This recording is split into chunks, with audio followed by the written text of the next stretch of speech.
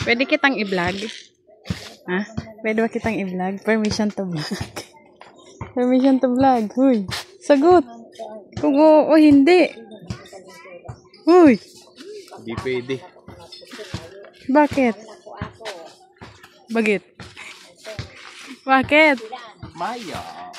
So, ayun po, good afternoon. Kasi alauna na, ayan, kakarating ko lang galing school. At, nag half day kasi hapon is may exam. Hindi pa naman ako makapag-exam kasi kakapasok ko pa lang. So, ayun, pinayagan ako mag-half day lang. At yun, kami ni Intoy ay, si Intoy lang din, galing doon sa bahay kasi nag-ayos siya doon.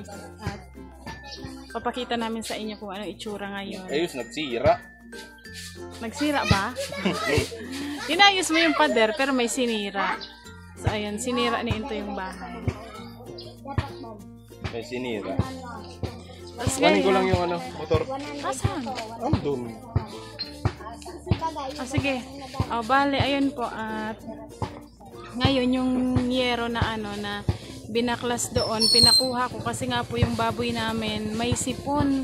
Hinihika yung baboy namin kasi nga po yung panahon ngayon is hindi maganda, tag-ulan, tapos biglang iinit, biglang uulan. So ngayon, kanina wala ako, pinaturok na dumating dito yung veterinaryo na nagturok doon sa mga baboy. At kawawa yung baboy kasi yun nga, parang hirap din siya huminga kasi nga po, di ba, kapag tayong tao nga, pag may sipon, hirap tayo talaga, lalo na pag ano yung ilong natin, di ba?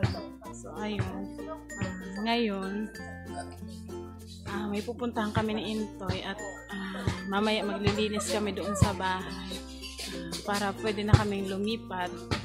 Papakita ko sa inyo kung ano na itsura ng bahay ngayon. May nagbago siya, So, ano ba?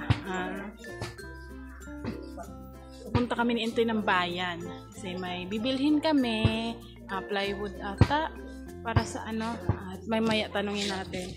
So, puntahan lang natin yung aray! Bisitahin natin yung baboy. Tingnan natin kung kumusta na. Kasi naawa ako. Kawawa naman.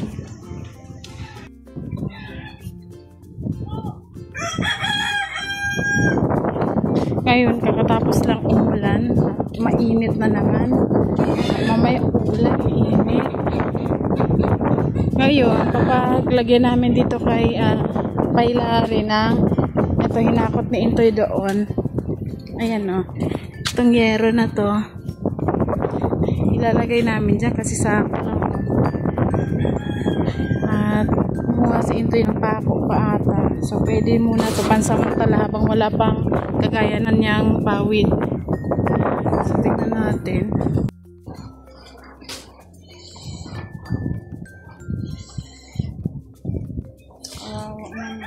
Di po kasi daw to pwedeng paliguan kasi nga po may sipon, bawal, bukas daw pwede. So medyo madudumi sila ngayon. Ayan. Kawawa naman ang mga baboy mo. Kid! Agoy, naghahatching din sila.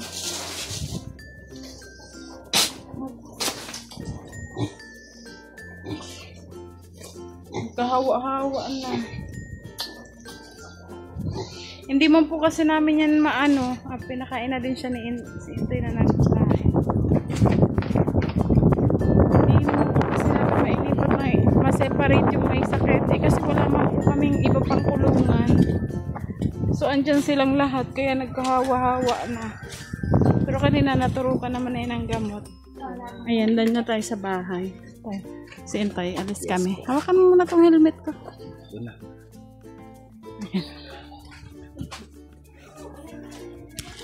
Ayan, giniba na. May giniba. Giniba na pala ni Intoy ito eh. Ayan po, nawala na yung dito. Giniba. Ayan. Gusto. Ito, gigibahin din to. Anuhan siya ng pinto. Tapos ito na yung bintana dati. Tapos nangyari, naging pinto na. Ayan. Tapos, ayan. Ayun yun. Pati yung CR pala, oh. Pati yung Kasi CR. ayusin yan. Yung CR pala niyan, yung Puso Negro, andun daw. Doon sa Saan? labas. Ang layo naman. Ang layo nga. Andun daw yung Puso Negro niyan, sabi ni ano. Tapos yan. Ayan. Ayun natapos. Ito yung natapos na intay na. Tapos yan, naghakot sila kanina ng mga hollow blocks. Ayan. Finish na siya, finish. Tapos,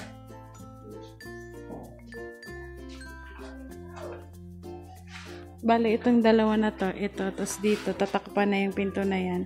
Magiging kwarto tong dalawa. So, anuhan pa yan, titibagan dyan. Kasi, di ba dapat dito yung kwarto dito? Kasi, ano sana noon, ito na yung pinto. Magiging window. Set yung kusina. Diba dati ang plano. Na ito na yung sala. Set yung kusina. Maraming nagre-react. Maraming Tsaka dito daw po kasi kinausap kami kahapon ng may-ari nitong bahay na yan dyan. Iyan po kasi sa kanya na daw pala yan na nabili niya na yan. So, ang pinaka-space dyan is sobrang liit lang. Tapos gagawa daw siya dyan ng kusina. At pag pinaayos niya yung bahay niya, ang tulo ng dito na sa may namin. Kaya dito na lang kami yung dating bintana kasi ito na yung pinto namin. Tapos dito pwede naman kami lumipat pag natibagan na ito. Ito, yan, gagawa niya ng pinto. Na po kasi yan, kaya hindi siya nagawa ng pinto agad. Kasi ang akala namin is doon kami makakapag-main talaga na pinto at ito ang dalawang kwarto. So, hindi talaga siya tinibagan. Ngayon, kinausap kasi kami kahapon nitong kapitbahay namin dito. Ayun, kaya ito, kailangan namin tibagan para may pinto. So, ayun, maayos naman ang pakikipag-usap at nagkaintindihan. So, may point naman talaga, di ba? At, ayun. Mas okay din yung kasi wala na talaga. Parang itong door, itong pinto na to, kapag dyan kami nagpinto, parang pinakalikod na ng mga bahay. So, dito na kami magpinto para mayroon pa kaming may, tawag dito tayo? Huh? Natad, Tagalog ng Natad. Yung, ba? Parang may anuhan ka pa dyan. Paligid? Bakod? Ba tawag dito? Tagalog? Bakuran, yun. So, ayan. At kaming intay ay aalis muna. Tara. Balikan po namin kayo at magkakanvas kami ng pinto. So, let's go. Samahan niyo kami. Basta.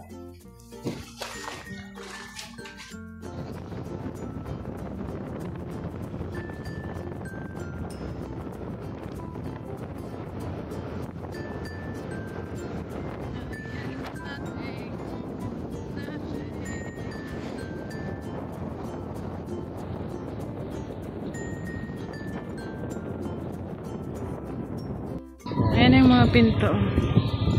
Bakit tayo? Mataas? Di syempre, susukatin naman yun. Ano pa? Ayan mga pinto. Depende.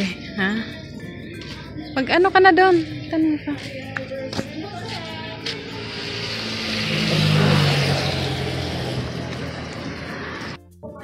Ano yung kahoy na yun tayo? Mahogani pala yan. Yan. Tong Tapos ito, Gemelina. Pag na-stop na siya, natin ang kulog na yan. Pero mapapo talaga siya ng Kasi pumupula siya eh. May na siya, may nakaano na siyang varnish pero bago pa ito. Iyo po. Pakita ko lang. Ito po, yung design na ganito, pag yung kahoy na kahoy talagang ganyan, 10K ang isa, ganyan. Bali kahoy, mahogani yung kahoy na to. Tapos yung Gemelina, medyo mababa siya, 7K. Tapos yung design, bahala ka na kung anong design. Tapos kasama yung kakabitan ng pinto, 8K, no toy? So yung ibang klase ng kahoy yun, hindi kagaya nitong mahogani.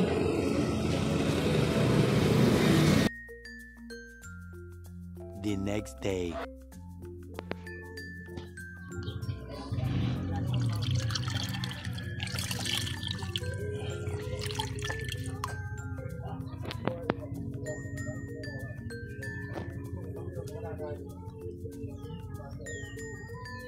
May ano si mama na. May sakit.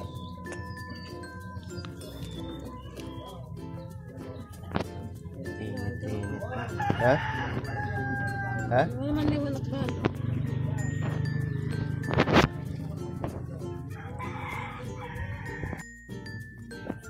So ayun ano, good morning po sa atin lahat.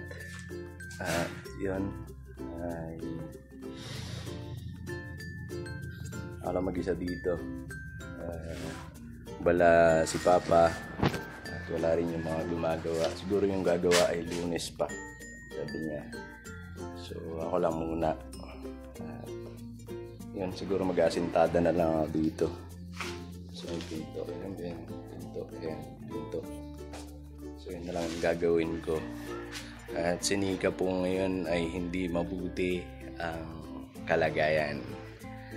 Tinarangkaso. Uso ba kasi trangkaso dito? Hindi maalis-alis yung trangkaso na yan dito sa barangay na to. So ayun, may sakit siya ngayon. At ayun, nagpapahinga. So inano ko naman na kanina, dilinisan yung pinunasan. Ayan, para bumaba yung lagnat kasi sobrang taas ng lagnat niya. At ando naman si mama nag-asikaso. Sabi ko naman kay mama, siya na muna mag-asikaso dahil may gagawin ako dito sa bahay. Kasi gaya nga po ng sinabi ko,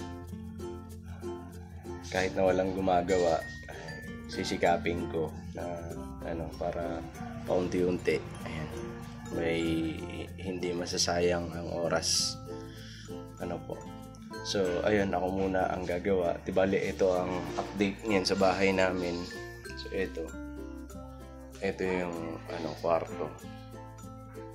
Tapos ito magiging kwarto na to. Putang silaw. Ayan.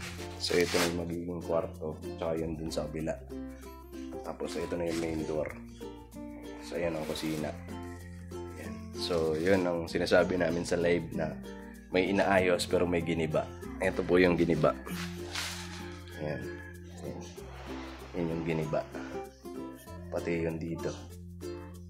Ayan. Dito. Ito. Yan yung giniba. Pati yun. Yung main door. Kasi ito, sasarado na. Itong pinto. Silaw man. Yan. Yun yung isasarado na. So, ayun, napakasamahan niyo po ako at ako'y gagawa dito pansamantala. Alright, balikan ko po kayo.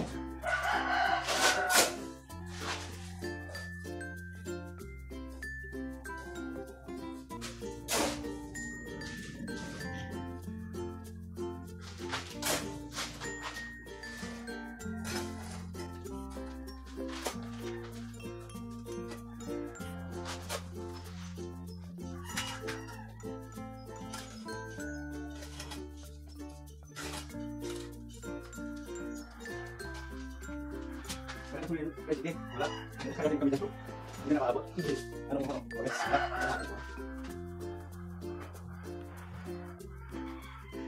Gusto mo na to.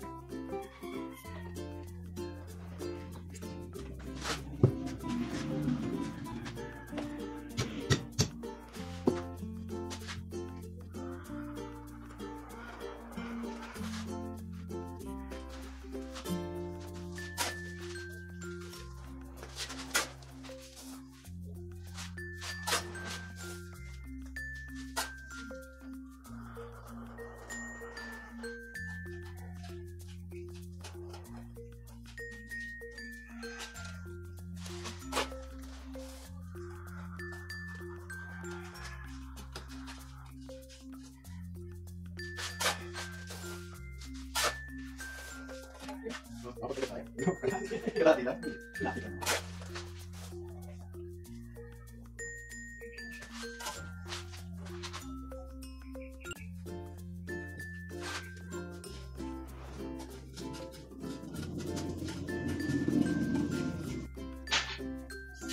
So, yun ano.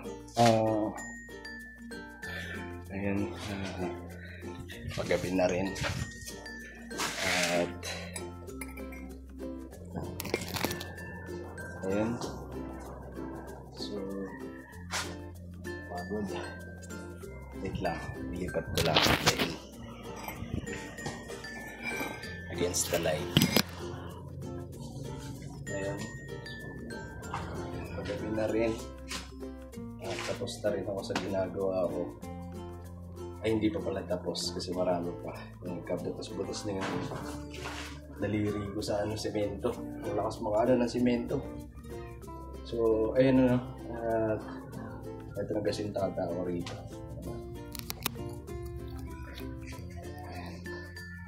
Sintada ako yan. At ito. Ayan. Tapos nag-finish ako dun sa loob. Ayan o. So, yung medyo kapagod at sila papa ay umuwi na rin. Ayun, ayun o.